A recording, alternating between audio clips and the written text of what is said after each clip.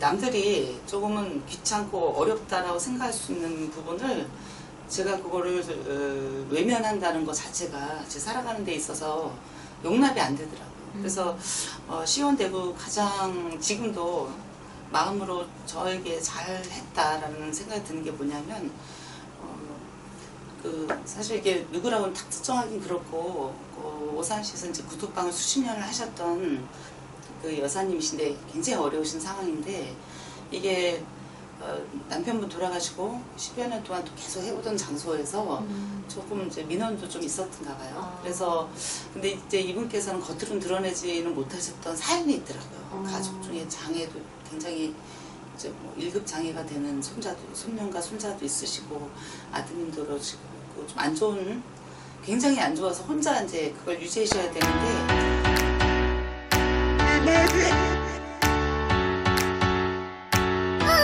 네, 오산시 한은경 의원님 되시죠? 예, 맞습니다. 네, 먼저 독자분들께 소개 부탁드릴게요. 네, 안녕하세요. 제 8대 오산시의회 의원 한은경입니다. 제가 정치를 시작하게 된 계기는 그 해외에서 좀 잠깐 거주할 적에 민주당, 지금의 더불어민주당 그 세계한인민주회의라고 있어요. 거기에 활동을 통해서 입당을 또 하게 됐고요. 제 18대 문재인 대통령 후보 시절에 프랑스에서 그 재외국민 그 선거 대책 본부장을 맡았었습니다. 그리고 지난 2014년도 6.4 지방선거에 지역구 후보로 좀 시의원 후보로 나왔었는데 좀 사퇴하는 쓴 경험이 있었고요. 우연하게 또 2018년도에 6.4 지방선거에 비례대표 후보로 나오게 되면서 정치와 인연을 맺게 됐습니다. 또 뭐 활동으로 치면 그 전에 정치인이 되기 전에는 해외에서 프랑스 이제 한인 여성회장과 그리고 여성가족부의 세계 한민족 여성 네트워크라고 있어요. 거기에 프랑스 지역 본부 담당관을 했었습니다. 네, 그러시구나. 네. 네, 많은 활동을 해오셨네요. 네, 아주 많은 활동을 해오셨을 것 같은데 특별히 남는 의정 활동 혹시 있으세요? 이제 3년차 되시는 거죠? 네네, 맞습니다. 네. 그 2년이라는 시간 속에 정말 앞만 보고 달려왔었던 것 같아요. 시민분들의 어떤 아픔이나 고충, 그리고 불편해소, 그리고 사회적인 약자분들의 입장에서 의원으로서 무엇을 하는 게 제일 좋을지 그걸 고민하다 보니까 시간이 모자랄 정도로 좀 바쁘게 왔었던 것 같습니다. 우선 가장 보람된다고 하면 두 가지 측면으로 좀 분류해보고 싶은데요. 지금 스마트시티, 오산시 스마트시티에 모니터링 요원분들이 계세요. 그래서 16분의 모니터링 요원분들을 비정규직 상태에서 정규직화로 전환하는 데 있어서 그걸 제일 먼저 주도를 제가 했고요. 의원님께서 그러면? 네네. 그래서 정규직이라기보다는 정규직 형태지만 처음에는 1년에 한 번씩 고용 형태가 재계약되면서 그 용역업체에서 그거를 면접을 보고 재계약하는 이런 형태였어요. 그런데 그게 굉장히 힘들 수밖에 없는 어떤 살아가는 데 있어서 힘들고 일은 계속 지속적으로 4, 5년씩 해본 분들이다 보니까 동일인이면 이제 바꿔주는 게 맞다고 봐서 그걸 행정감사 때 제가 지적을 해서 올해 2020년 1월 1일자로 임기제 공무원이라고 해서요. 그 2년 지나고 다시 재계약 형태로 3년 가서 5년이 되면 다시 그런 기회가 오는 식으로 해서 정식 막급 임기제 공무원으로 전환이 됐습니다.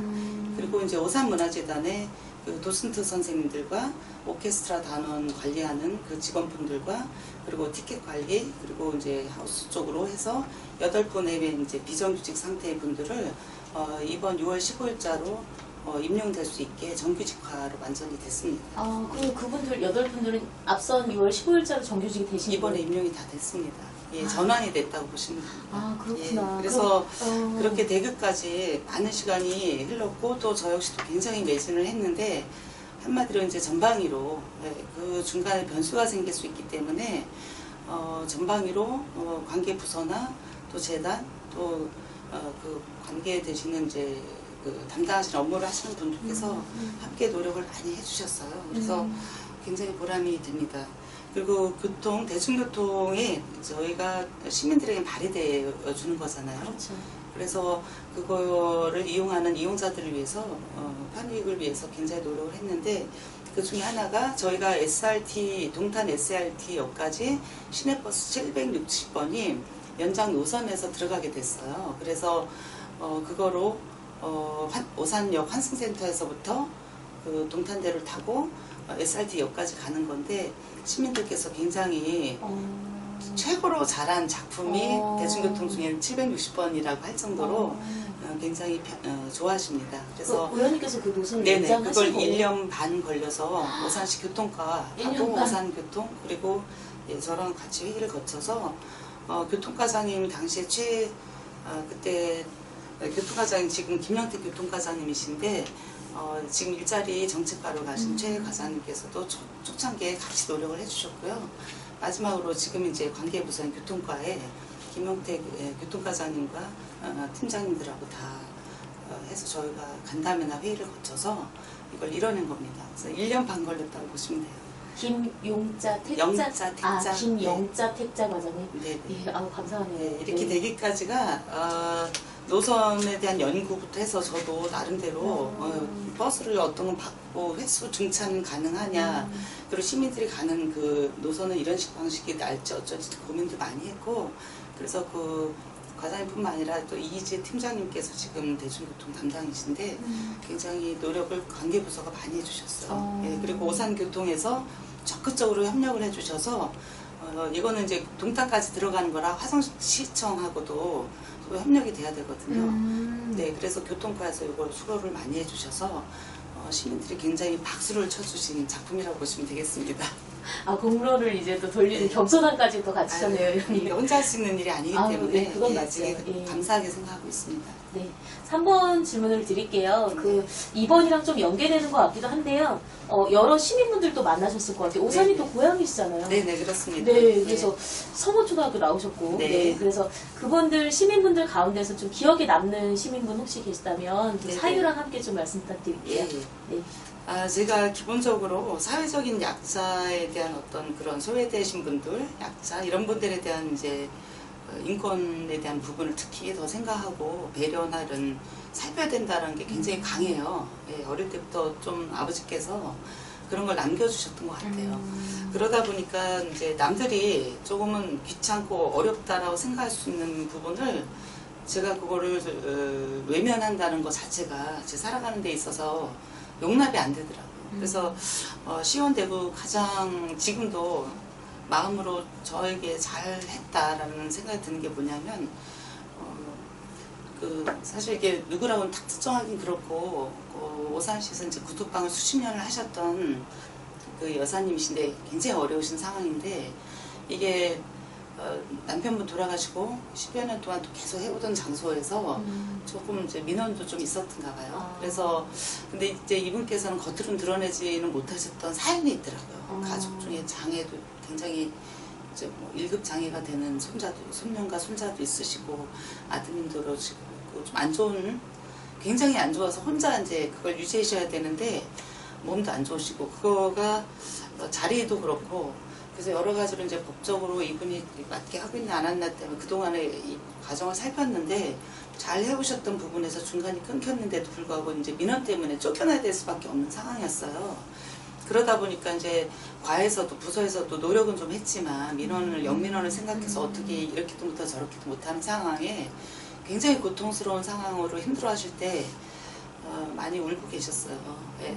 그래서 제 방으로 모셔와서 어떤 상황인지 좀 얘기를 더 많이 듣고 하다 보니 우선은 이제 그 복지 급여 기초생계가 가능한지 여부부터 확인을 좀 하고요. 그것도 안 되고 있어요. 하나도 안 돼 있으셨고 그거를 생각할 여유도 없이 살아가셨어야 됐더라고요. 그래서 연세가 어떻게 되셨나요? 지금 한 65세가 조금 되셨던가 하여튼 연세를 제가 정확히 개인정보를 여쭙지 않고 성함만 알고 있고요. 그래서 근데 참 씩씩하게 살고 계셨던 걸 뿐이지 속이 아닌 상황에 몸도 너무 안 좋으셨고 그래서 제가 이제 희망복지과에 그때 당시 강성구 과장님이셨는데 좀 뵙고 말씀을 같이 여기서 바로 모시고 내려가셔서 그 확인도 좀 하실 수 있게 개인정보를 동의를 받아서 직접 같이 옆에 모시고 확인했더니 기초생계 수급을 할 수 있는 그 자격이 되는 걸 안 돼 있었던 거예요. 아이고. 중간에 끊기고. 그래서 그분을 이제 동사무소하고 연결을 하셔서 바로 신청을 해서 할 수 있게 했고, 그렇게 하고 나중에 이제 그 구두방 같은 경우 또 다른 곳으로 옮기는 과정까지도 굉장히 제가 이제 저도 매진을 했죠. 그러니까 부서에서도 협조를 도로가에서 많이 해주셨고, 그래서 이제 그거는 이제 안착이 됐고요.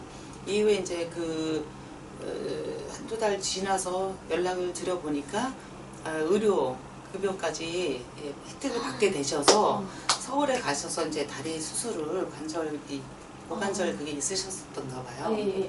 그래서 그걸 잘 맞춰서 무상으로. 그렇죠.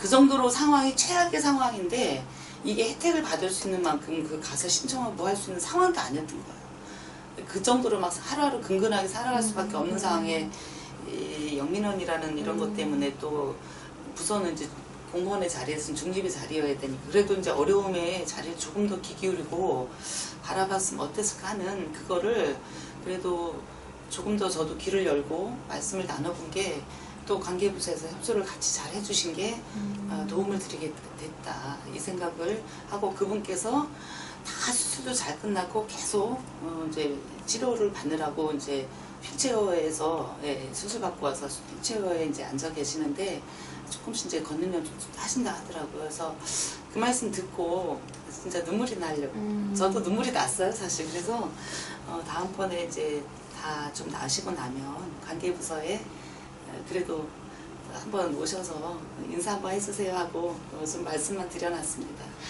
의원님께서는 그분을 처음에 어떻게 알게 되신 거예요? 그러니까 그게 지금 같은 날인데요. 여기 이제 시청에서 어느 층에서 이분이 이제 거의 뭐 엎어지셔가지고 이 콘크리트 바닥 복도에 엎어진 상태로 너무너무 크게 많이 울고 계셨어요. 시청에서 울고 계셨다고요? 바닥에 이제 누워서 너무너무 이제 고통스러우니까 이제 누우셔서 아예 누워서 얼굴을 바닥에 대고 우셨는데 이제 그게 크게 들린 거죠. 제 방까지. 그래서 보니까 이렇게 멀리서 보니까 연세가 있으신 것 같아서 공무원분들은 그 상황을 어떻게 추스르기 좀 힘든 상황이고 그리고 몇 번 그런 상황이 있었다고는 하더라고요. 그래서 제가 사실 시의원이 또 오버하는 것 같이 또 보일까봐 조심스럽긴 했는데 그래도 혹시 해서 내려가 봤다가 콘크리트 바닥에 좀 얼굴 차게 되고 있으면 아무래도 또 얼굴 돌아갈 수도 있고 하니까 제가 이제 따뜻한 물하고 좀 갖고 오라 하고서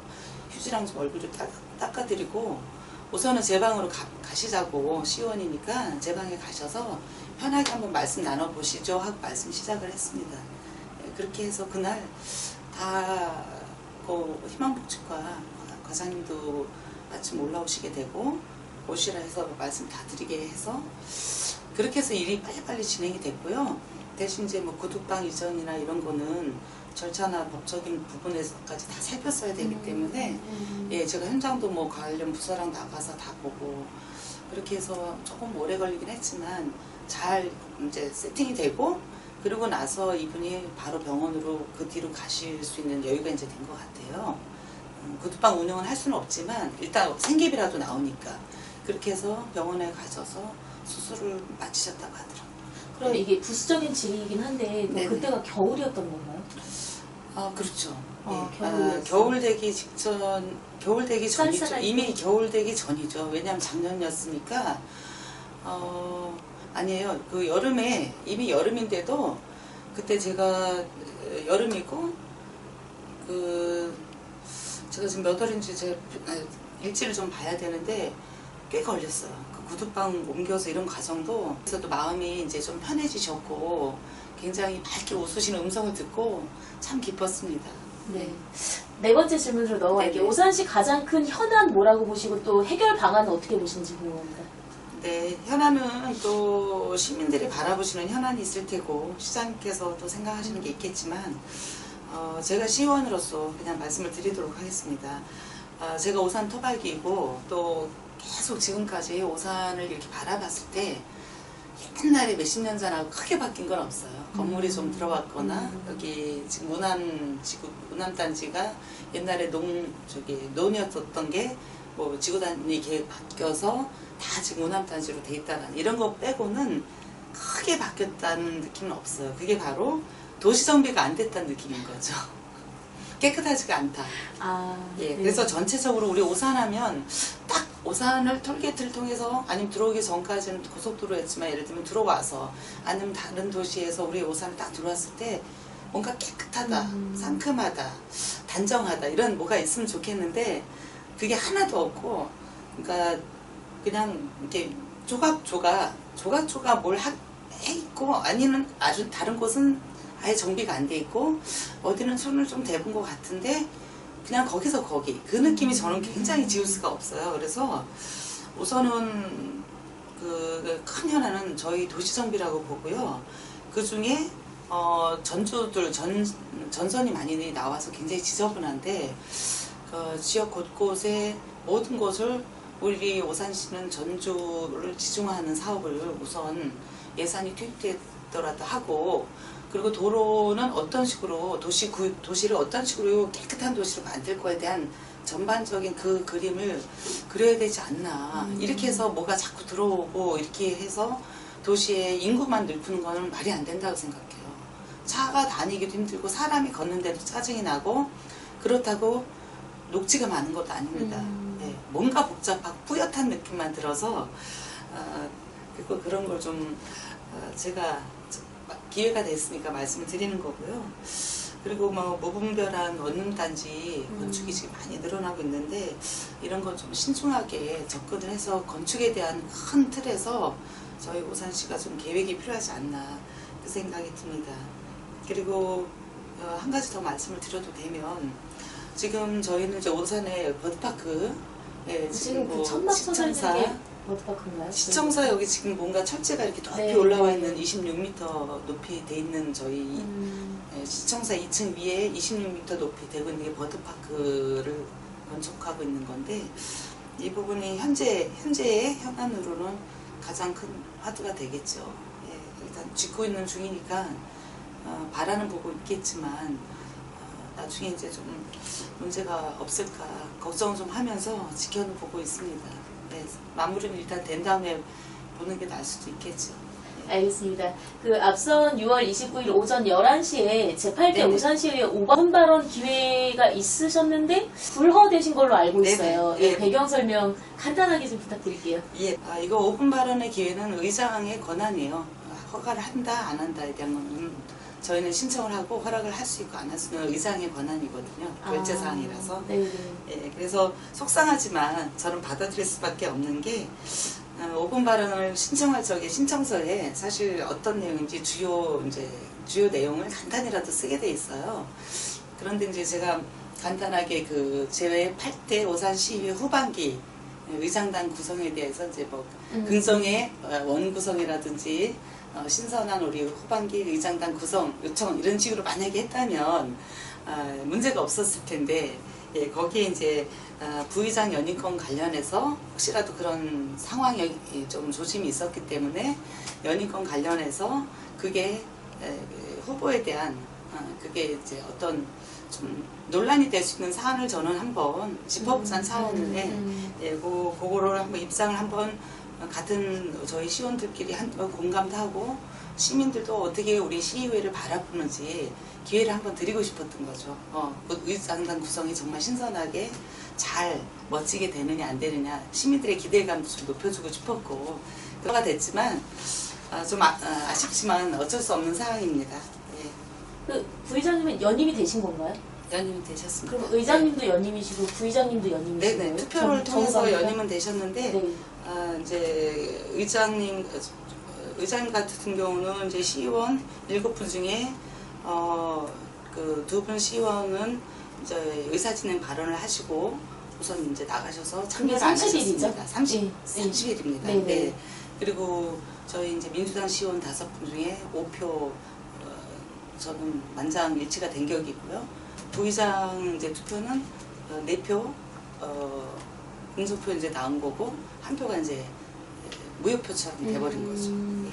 네. 그래서 어쨌든 통과는 됐습니다. 알겠습니다. 어떤 정치 활동 계획하고 계신지 또 오산 시민께 전하고 싶으신 말씀 있으실 것 같습니다. 네.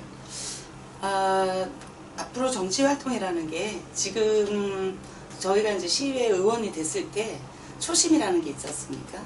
예. 그래서 저는 이제 정치 철학이나 소신이라는 거는 시민들에게 부끄럽지 않았으면 좋겠다는 생각을 하는 정치인이고요. 그리고 그 믿음 가는 정치를 하고 믿을 수 있는 정치인이 됐으면 하는, 그리고 행동하는 정치인이 되기를 바랍니다. 그리고 정치인으로서 우선 제가 가진 권한을 사회적인 약자를 위해서 억울함이 없도록 시스템을 잘 만들어서 그것을 사용할 수 있는 그 기반을 마련하고요.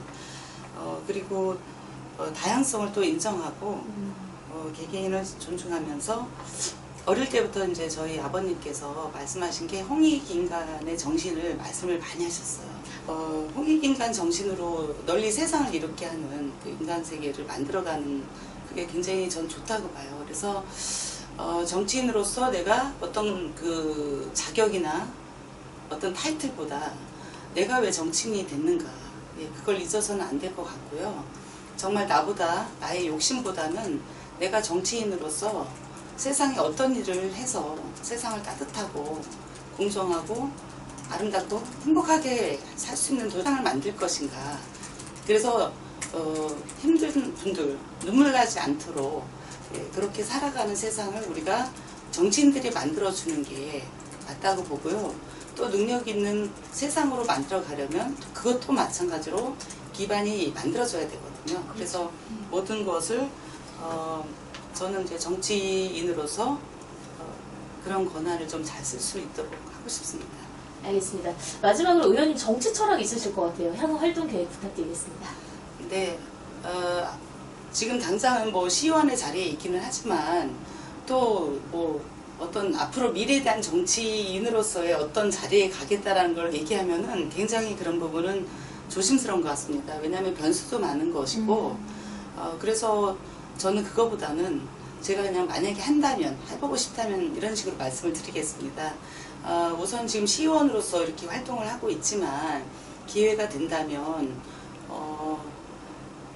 그 도의원도 또 하고 나중에 혹시라도 기회가 또 된다면 시장이거나 국회의원이거나 뭔가 우리 시민들에게 국민들에게 쓸 수 있는 제 권한을 잘 사용할 수 있다면 그렇게 한번 도전은 해보고 싶어요. 그런데 저는 노령화된 정치인들은 좋지가 않다고 봐요. 그래서 정치 철학이 젊은이들이 정치를 했으면 좋겠다는 생각을 합니다. 그래서 앞으로도 마찬가지로 저는 섬김의 리더십을 발휘하는 정치인으로서 그런 정치 세계를 만들어가는 데 좀 일조를 하고 싶어요. 남이 잘하는 그런 능력되는 분이 있으면 오히려 세우고 섬김의 리더십으로 또 저도 제가 할 수 있는 선에서 가긴 가되 만약에 더 나은 분이 있다면 또 밀어주고 섬겨주면서 오히려 남에게 더 잘할 수 있는 또 참여 역할도 할 수 있지 않나. 그런 생각을 가지고 있습니다. 이게 정치 철학과 관련이 되는지 모르겠는데 어쨌든 좀 소리를 낼 수 있다라는 이런 정치인이 된 거는 굉장히 감사한 자리라고 생각합니다. 그 시민분들이 특히 시의원님들은 그 시민들과 이렇게 밀접하게 이렇게 있으시잖아요. 그래서 사생활이 거의 없을 정도로 되게 일정이 바쁘고 많다고 들었거든요. 괜찮으세요? 아시다시피 저는 지금 비례대표 의원으로 더불어민주당 비례대표 의원으로 시의원에서 이제 당선이 된 거고요. 그게 다 이제 민주당과 문재인 대통령의 힘이라고 생각을 합니다. 그래서 이제 시민분들께 더 현장에서 바짝 다가가야 되는데 지역구 의원들하고는 좀 다르게 저희가 선거 나올 때 현수막이나 이렇게 이름을 걸 수가 있는 상황은 아니었고요. 더불어민주당 대표 이렇게 해서 나오고 공약 그 집으로 배달되는 거기에만 이제 사진하고 이름이 들어가 있다 보니까 기회가 많지는 않았어요. 다만 행사나 또 개별적으로 민원 이런 걸 통해서 그리고 저도 지역에 기반이 조금은 있는 상태에서 많이 정성을 좀 들이다 보니까 많은 분들과 접촉을 좀 하긴 됐습니다. 그래도 지역구 의원들보다는 한계는 있겠지만 우선 말씀하신 대로 의정 활동을 또 해야 되고 당은 당대로의 저희가 또 당회의나 당 활동이 또 있어요. 그리고 바깥에서 행사 또 개별적인 민원 개별적인 어떤 그 관계 이런 걸 하다 보니까 쉴 틈은 없는데 그게 저희의 또 소명 아니겠습니까? 사명이고. 그래서 정성을 다하고 있습니다. 예. 힘든 게 아니라 오히려 만날 때마다 감사한 일이 너무 많아요. 왜냐면 예, 현장에서나 어디서 우연하게 말씀을 또 나누고 그 현장을 또 나가보고 하다 보면 내가 시의원 게 너무 감사하다라고 생각하는 게 어떤 접수를 받고 제가 관계부서에 이런 사항을 접수하고 또 대안을 드리고 같이 머리를 맞대다 보니까 부서에서 협조를 공무원분들께서 굉장히 적극적으로 어떻게 보면 시의원들한테 오는 민원은 1순위로 해주세요. 왜냐하면 방법적으로 또 빨리 무엇을 시민이 원하는지를 바로 들을 수 있으니까 저희는 훨씬 협조하기가 좋습니다라고까지 얘기를 하시니까 그렇게 감사할 수가 없고 그 효과가 바로 나니까 저희가 경과보고를 시민분들께 민원 있게 해드리기도 좋아서 결론이 날 때는 저는 공무원분들이 정말 수고해 주신 부분은 페이스북이나 SNS를 통해서도 감사를 표하고 있습니다. 네, 이상입니다.